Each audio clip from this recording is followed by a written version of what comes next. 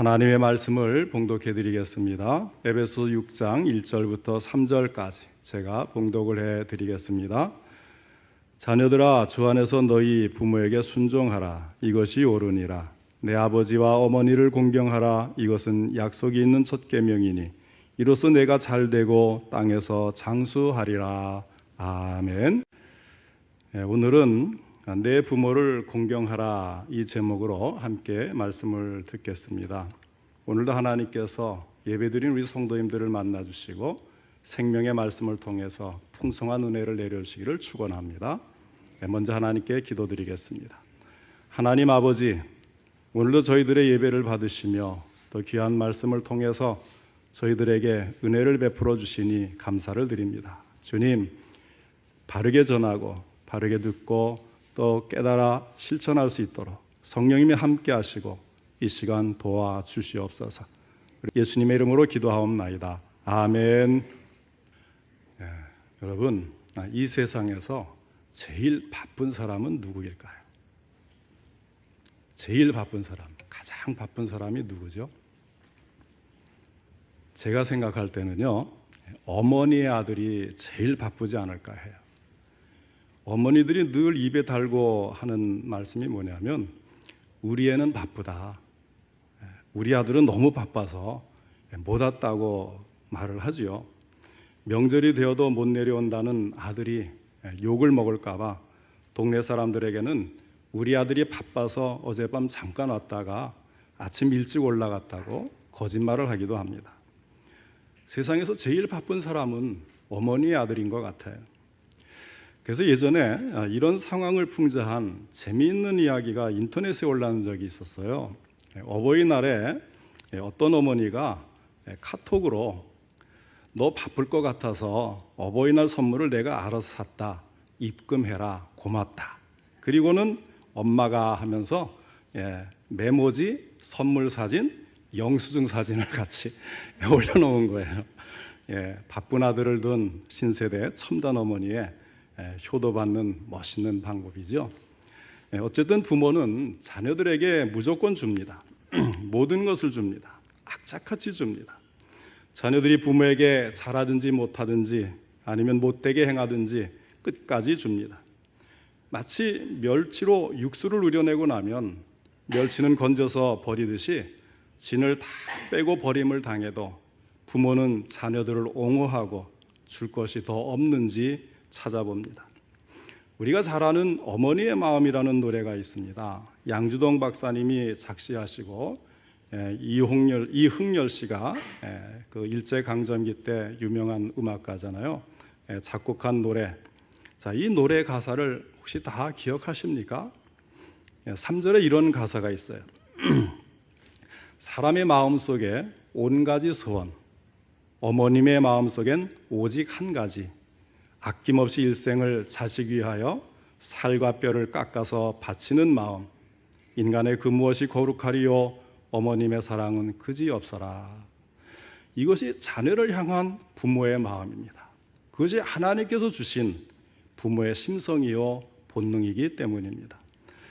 이 세상에서 자기 배우자 없이 사는 사람은 있어도 또 자녀 없이 사는 사람은 있어도 부모가 없는 사람은 아무도 없습니다. 부모 없이 태어난 사람이 누가 있겠습니까? 그래서 성경은 부모를 공경하고 효도하는 것이 옳다고 말씀을 합니다. 오늘 본문 1절의 말씀입니다. 자녀들아, 주 안에서 너희 부모에게 순종하라. 이것이 옳으니라. 부모님은 자신을 이 세상에 태어나게 하셨다는 한 가지 사실만 생각하더라도 부모님의 은혜에 감사할 수 있어야 할 것입니다. 그럼에도 불구하고 자녀들은 어떻습니까? 부모의 은덕을 조금이라도 생각해 줍니까?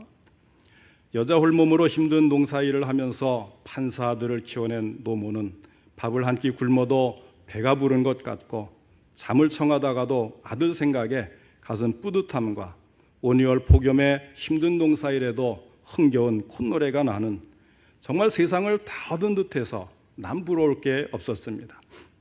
이런 노모는 한 해 동안 지은 농사거지를 이고지고 세상에서 제일 귀한 아들을 만나기 위해 서울 한복판에 아들 집을 향해 가벼운 발걸음을 재촉합니다. 그런데 이날따라 아들만큼이나 귀하고 귀한 며느리가 집을 비우고 눈에 넣어도 아프지 않은 손자만이 집을 지키고 있었습니다. 아들이 판사이기도 하지만 부잣집 딸을 며느리로 둔 덕택에 촌할머니의 눈에 신기하기만 한 살림살이에 눈을 뗄 수가 없어서 집안을 이리저리 구경하다가 뜻밖의 물건을 보게 되었습니다. 그 물건은 바로 가계부였습니다. 부잣집 딸이라 가계부를 쓰리라 생각도 못했는데 며느리가 쓰고 있는 가계부를 보고 감격을 하게 됩니다. 그 안을 들여다보니까 각종 세금 또 부식비, 의류비 촘촘히 써내려간 며느리의 살림살이에 또 한 번 감격합니다. 그런데 조목조목 나열한 그 지출 내용 가운데 어디에 썼는지 모를 항목이 하나 눈에 띄는데 이상하게 그게 눈에 들어와요. 거기에는 촌년 10만 원이라고 써 있었습니다. 도대체 무엇을 샀기에 이렇게 쓰여 있나 궁금증이 생겨서 자세히 살펴보니 1년 12달 한 달도 빼놓지 않고 같은 날짜에 지출했는데 그 돈이 바로 물건을 산 것이 아니라 자신에게 용돈을 보내준 날짜라는 것을 알게 되었습니다. 촌할머니는 머릿속이 하얗게 변하고 아무런 생각도 나지 않아 한동안 멍하니 서 있었습니다. 아들 가족에게 주려고 무거운 줄도 모르고 이고지고 간 한 해 거지를 주섬주섬 다시 싸서 마치 죄인된 기분으로 도망치듯 아들의 집을 나와 시골길에 올랐습니다. 가슴이 터질 듯한 기분과 누군가를 붙잡고 이야기를 하고 싶어도 할 수 없는 분통을 속으로 삭히기 위해서 안간힘을 쓰고 있는데 금지옥엽 판사들의 전화가 걸려왔습니다. 어머니 왜 안 주무시고 그냥 가셨어요? 아들의 말에는 빨리 귀향길에 오른 어머니에 대한 아쉬움이 한가득 배어 있었습니다. 노모는 가슴에 품었던 폭탄을 터뜨리듯이 아니 왜 촌년이 거기 어디서 자? 이렇게 소리를 지르니까 아들이 어머니 무슨 말씀을 하면서 말을 잇지를 못하는 거예요. 노모는 무슨 말? 나보고 묻지 말고 너희 방 착고지에 있는 공책한테 물어봐라. 잘할 게다. 수화기를 쾅 하고 내려놓습니다. 아들은 가계부를 펼쳐보고 어머니의 역정이 무슨 이유에서인지를 알게 되었습니다. 그렇다고 아내와 싸우자니 판사집에서 큰 소리 난다 소문이 날 것이고 이혼할 수도 없는 노릇이었습니다. 사태 수습을 위한 대책 마련으로 몇 날 며칠을 무척이나 힘든 인고의 시간을 보냈습니다. 그런 어느 날 바쁘단 핑계로 아내의 친정 나들이를 뒤로 미루던 남편이 처갓집을 다녀오자는 말에 아내는 신바람이 나서 선물 보따리며 온갖 채비를 다 하는 가운데 친정 나들이길 내내 정말 입가에 즐거운 비명이 끊이질 않았습니다. 그럴 때마다 남편의 마음은 더욱 복잡해지는 것이었습니다. 처갓집에 도착해서 아내와 아이들이 준비한 선물 보따리를 모두 집안에 들여보내고 마당에 가만히 서 있으니 장모님이 아니 우리 판사 사위 왜 안 들어오는가 묻습니다. 그러니 사위가 한다는 말이 손녀 아들이 왔습니다. 그러니 장모는 돌처럼 굳은 채 가만히 쳐다보니까 촌년 아들이 감히 이런 부잣집에 들어갈 수 있습니까? 말하고는 차를 돌려서 가버리고 말았습니다. 그날 밤 시어머니 촌년의 집에서는 사돈 두 내외와 며느리가 납작 엎드려서 죽을 죄를 지었으니 한 번만 용서해달라고 빌었습니다. 이러한 일이 있고 난 다음 달부터 촌년 10만 원은 온데간데 없고 시어머니 용돈 50만 원이라는 항목이 며느리의 가계부에 자리했다는 이야기입니다. 바울은 디모데후서 3장 1절로 2절에서 말세 현상에 대해서 이렇게 말씀합니다. 너는 이것을 알라. 말세에 고통하는 때가 이르러 사람들이 자기를 사랑하며 돈을 사랑하며 자랑하며 교만하며 비방하며 부모를 거역하며 감사하지 아니하며 거룩하지 아니하며. 성경이 강조하여 말씀하는 것은 부모에게 불순종하는 죄는 우주적 종말이 다가오는 세상 끝날에 나타나는 악한 죄들 가운데 하나라고 하는 것입니다. 사랑하는 성도 여러분, 오늘 우리는 어버이 주일을 맞이하여서 그와 같은 말세의 특징이 되는 마음, 부모를 거역하는 마음이 나에게는 조금도 없는지 잘 생각해 보시면서 하나님께서 우리 믿는 신앙인들을 향해 부모님들께 어떻게 대하여야 마땅한가를 가르쳐주는 말씀에 귀를 기울이고 함께 은혜 받으시기를 바랍니다. 성경은 우리가 하나님과 바른 신앙의 관계를 맺고 있다면 우리가 마땅히 부모님을 공경해야 한다고 말씀하고 있습니다. 우리의 생활 속에서 항상 부모를 공경하는 태도가 나타나야만 한다는 것입니다. 그래서 오늘 본문에 말씀하기를 1절에 자녀들아 주 안에서 너희 부모에게 순종하라고 하고, 또 2절에서 반복하여 내 아버지와 어머니를 공경하라고 말씀하는 것입니다. 자, 우리는 왜 그래야 될까요? 그것은 당연하고도 따질 것이 없는 것이지만 사도 바울은 그것을 아주 논리적으로 하나하나 따지면서 우리가 더 이상 빠져나갈 수 없도록 만들어주고 있습니다. 첫째로 우리가 부모님을 공경해야 하는 이유는 이것이 옳기 때문입니다. 그 말의 의미는 그것은 의롭고 그 자체가 본질적으로 선한 것이라는 뜻입니다. 내가 왜 부모님께 순종해야만 하는가?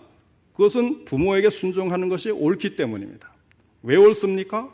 그것은 태초에 창조 때부터 있어온 자연 질서로서 삶의 기본적인 법칙의 하나이기 때문에 옳습니다. 부모는 우리를 낳아주신 분이시고 우리를 길러주신 분이십니다.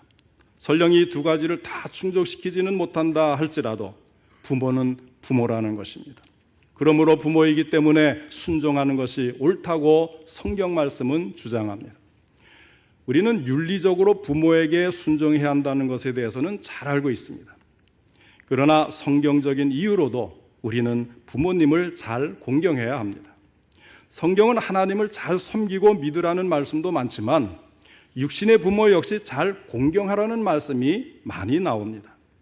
그런데 그냥 섬겨라 이렇게 말씀하는 것이 아니에요. 부모를 섬기라는 말씀과 함께 연결되는 몇 가지 이유들 또는 결과들이 나와 있습니다. 신명기 27장 16절에서는 그의 부모를 경홀히 여기는 자는 저주를 받을 것이라 말씀을 했습니다. 부모를 경홀히 여기는 자는 주님께서 옳다고 하는 일과 거리가 먼 일을 하는 것입니다. 그런데 여기서는 더 심각하게 말씀하고 있는 것입니다. 저주를 받을 것이라고 그랬습니다. 세상이 변하다 보니까 부모님을 경홀히 여기는 풍조가 만연해진 것은 사실입니다. 그러나 사람들이 죄를 짓는다고 다 따라 지어서는 안 될 것입니다. 그러므로 우리는 부모님을 기쁘시게 해드려야 합니다. 잠언 23장 25절에 내 부모를 즐겁게 하며 너를 낳은 어미를 기쁘게 하라고 하였습니다. 우리를 태어나게 하시고 양육해 주신 그 부모님을 정성을 다해 기쁘게 해드려야 한다는 것입니다. 그리고는 이것이 옳으니라고 말씀을 합니다. 부모님을 공경하여 하나님 보시기에 항상 옳은 일을 하시는 우리의 성도님들이 되시기를 바랍니다. 이것은 세상 사람들도 잘 알고 있는 것입니다. 그래서 그리스도인이 아닌 사람들도 해마다 어버이날이 되면 효행상을 제정하고 시상식을 해서 효를 권장하고 있지 않습니까? 우리 그리스도인들도 이러한 자연의 질서를 결코 파괴시키지 않습니다. 생명의 기초를 흔들어 버리는 일을 하지 않습니다. 왜냐하면 그것이 바로 우리 하나님께서 태초에 창조하시면서 세워놓으신 것이기 때문입니다. 그렇기 때문에 사도 바울은 이것이 옳으니라 하고 말씀합니다. 세상의 모든 생명들과 마찬가지로 우리 사람들은 모두가 부모의 헌신적인 희생과 수고의 터전 위에서 존재하고 있기 때문에 부모를 공경하는 것이 옳습니다. 둘째로 우리가 부모님을 공경해야 하는 이유는 이것이 약속이 있는 첫 계명이기 때문입니다. 계명이란 명령을 말하는 것이죠. 우리가 부모를 공경해야 하는 이유는 이것이 하나님의 명령입니다. 주님께서 기뻐하시는 일입니다. 그래서 우리는 이것을 해야 되는 거예요. 자녀들이 부모에게 모든 것에 순종하는 동기를 어디에서 찾습니까? 그것은 언제나 주님을 기쁘시게 해드리기 위해서입니다.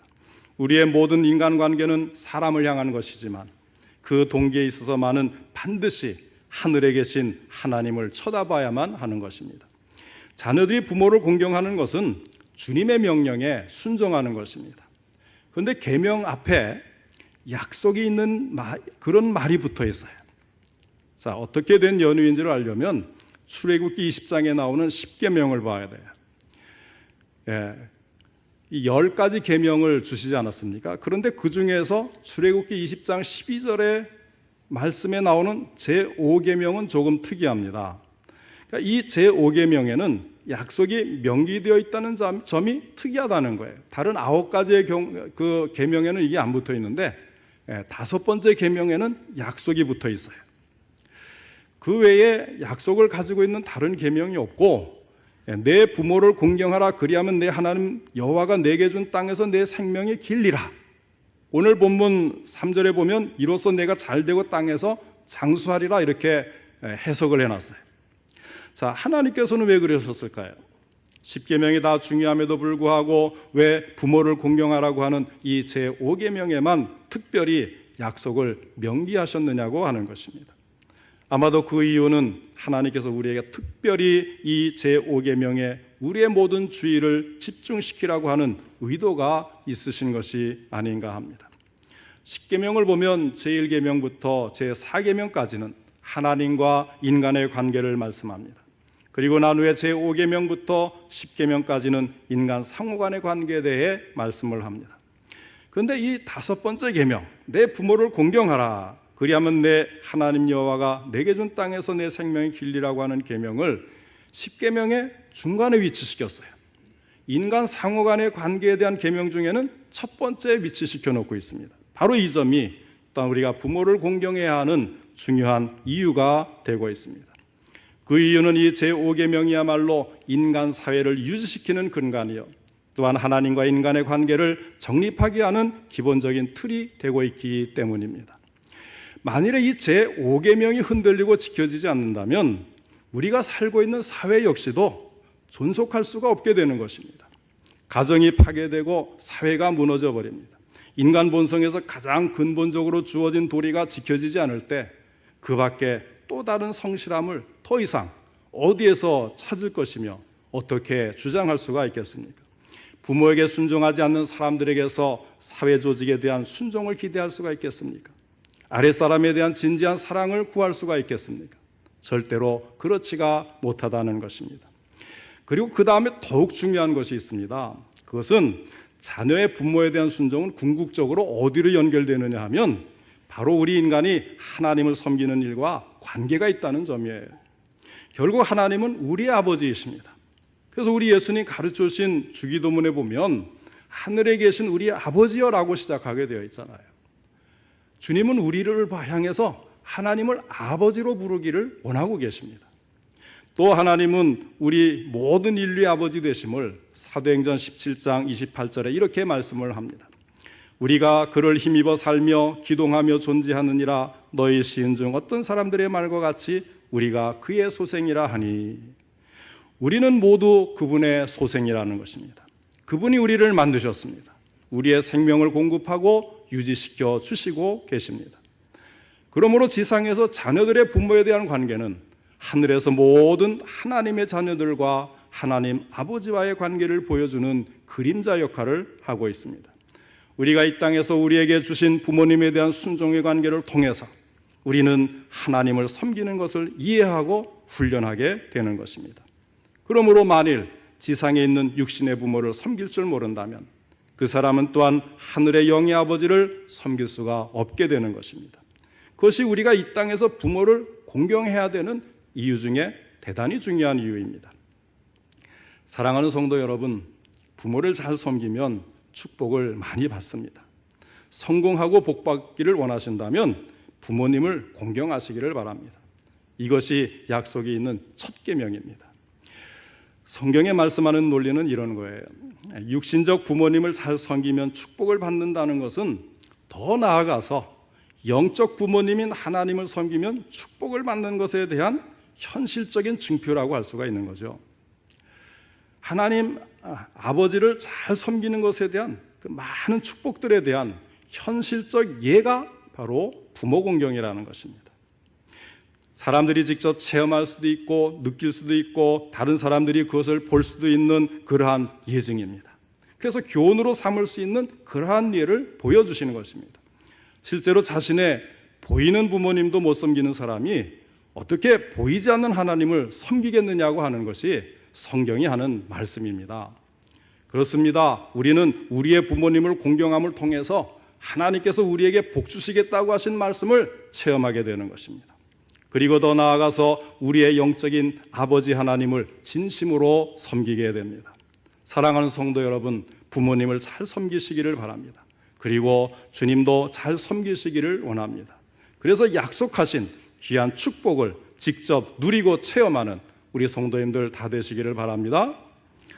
그리고 세 번째로 우리가 부모를 공경해야 하는 이유는 이것이 자녀 교육의 최선이기 때문입니다. 이제까지는 우리는 우리 스스로 자녀된 입장에서 말씀을 보았어요. 그렇지만 우리에게도 다시 자라는 자녀들이 허락되어집니다. 다시 말해서 우리들에게는 섬겨야 할 부모님도 있고 한편으로는 양육해야 할 자녀도 있다는 것입니다. 이때 부모를 섬기는 아름다운 모습은 자녀들에게 아주 긍정적인 영향을 끼칩니다.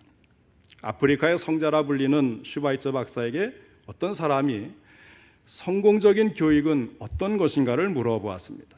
그때 슈바이처 박사는 첫째도 본복이요, 둘째도 본복이요, 셋째도 본복이다 했습니다. 자녀는 가르치는 대로 사는 것이 아니라 보는 대로 산다는 평범한 진리를 말한 것입니다. 어느 집에 효심 많은 며느리가 있었습니다. 그녀는 비록 살림은 넉넉하지 않지만 밥을 먹을 때면 항상 시아버지 국에 고기를 듬뿍 담아드리고 자신의 국에는 고기 건더기를 넣지 않았어요. 그래서 식사 기도하는 시간에 시아버지는 몰래 며느리와 국을 바꿔놓곤 합니다. 그러면 또 맏며느리가 또 곧 눈치를 채고 그것을 또다시 바꿔놔요. 세월이 지나서 맏며느리도 늙어 자녀들의 시중을 받게 되었습니다. 그런데 그녀의 자녀들은 부모를 공경하는 법을 어머니를 통해 보고 배웠기 때문에 항상 맛있는 음식이 생기면 부모님을 먼저 대접하는 효성이 지극한 자녀들이 되었습니다. 그러나 둘째 며느리는 시부모만 먼저 대접하는 것을 못마땅하게 여겨서 정성껏 대접하지 않고 자기 자녀들만 잘 먹였습니다. 그러다가 둘째 며느리도 늙어 자녀들의 음식 시중을 받게 되었습니다. 그런데 둘째 며느리의 자녀들은 항상 맛있는 것을 감추었다가 자기 아이들에게 주고 먹지 못하고 버릴 것만 어머니에게 대접을 했습니다. 어머니의 음식을 담아온 그릇도 고양이 밥그릇 대충 물로 씻고 갖다 놓은 것이나 다름이 없었습니다. 누구에게 배운 것입니까? 자기 어머니에게 배운 것을 그대로 따라하는 것입니다. 둘째 며느리는 자기가 부모님을 대접한 대로 결국 자기도 대접을 받는다는 것을 깨닫고 후회했습니다. 그러나 이미 때는 늦었습니다. 그녀는 탄식 속에 여생을 보내야 했습니다. 성경에 사람이 무엇으로 심든지 그대로 거두리라 말씀을 했습니다. 효를 심으면 효를 거두고 순종을 심으면 순종을 거두고 공경을 심으면 공경을 거두고 경애를 심으면 경애를 거두게 될 것입니다. 여러분이 부모님께 행한 그대로 여러분의 자녀들이 여러분에게 할 것입니다. 일반적으로 부모를 잘 섬기는 가정에서 자란 아이들이 어른을 공경하는 법을 잘 배웁니다. 그리고 할머니나 할아버지가 함께 있는 가정에서 자란 아이들이 정서적으로 안정되는 경우가 많이 있습니다.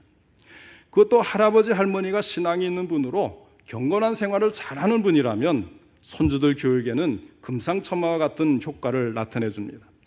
또 밥상머리에서 할아버지 할머니가 그 손주들을 위해 기도하는 것이 그대로 응답되는 것입니다. 그러므로 자라나는 아이들에게 정서적으로 미치는 영향은 아주 크다는 것입니다. 오늘 말씀을 보시면 4절에 이렇게 말씀합니다. 또 아비들아 너희 자녀를 노엽게 하지 말고 오직 주의 교양과 훈계로 양육하라. 결국 우리가 우리의 욕심으로 아이들을 양육하거나 부모님을 대하게 되면 자녀들에게 분노가 생깁니다. 그러나 성경 말씀대로 주의 교양과 훈계를 통해서 아이를 양육하면 그리고 부모님을 공경하는 기쁨이 충만한 아름다운 그런 그 가정을 만들면 자녀들을 그만큼 훌륭하게 자라고 자신들의 이담의 가정도 아름답게 만들어가는 것입니다. 결국 가정에 말씀이 충만해야 됩니다. 부모와의 관계 속에서 그리고 자녀들과의 관계 속에서 말씀을 통한 믿음의 교육과 공경이 어우러질 때에 놀라운 축복의 가정이 된다는 것을 믿으시기 바랍니다. 자녀들이 잘 양육되고 기쁨과 행복이 넘치는 가정, 하나님의 복을 받는 가정이 되기를 원하십니까? 부모 공경의 계명을 잘 지키시기 바랍니다. 어버이 주일을 맞이해서 다시 한번 부모 공경을 결심하시기를 바랍니다. 디모데전서 5장 8절에 누구든지 자기 친족 특히 자기 가족을 돌보지 아니하면 믿음을 배반한 자요 불신자보다 더 악한 자니라고 한 말씀, 우리 믿는 자들의 부모 공경에도 역시 해당된다는 것을 명심하시고 이제는 어떤 경우에도 부모님을 공경하는 성도들이 되시기를 바랍니다. 부모님이 계시는 동안 부모님을 잘 모셔야 돼요. 돌아가신 다음에 아무리 좋은 제사상을 차리면 뭐합니까? 보통 불효자들이 돌아가신 다음에 제사상 놓는 거 갖고 싸우잖아요. 왜 더 크게 차리지 않느냐고. 살아계실 때 잘해야 돼요. 그래서 살아계실 때 생전에 드시고 싶은 것, 하시고 싶은 것, 좋아하시는 것 드리는 것이 진정한 효도입니다. 살아계시는 동안 부모님을 기쁘시게 해드리고 순종하고 공경해서 약속된 복을 받으시고 아름답고 복된 가정과 성공적인 인생을 살아가는 믿음의 가정들이 다 되시기를 주님의 이름으로 축원합니다.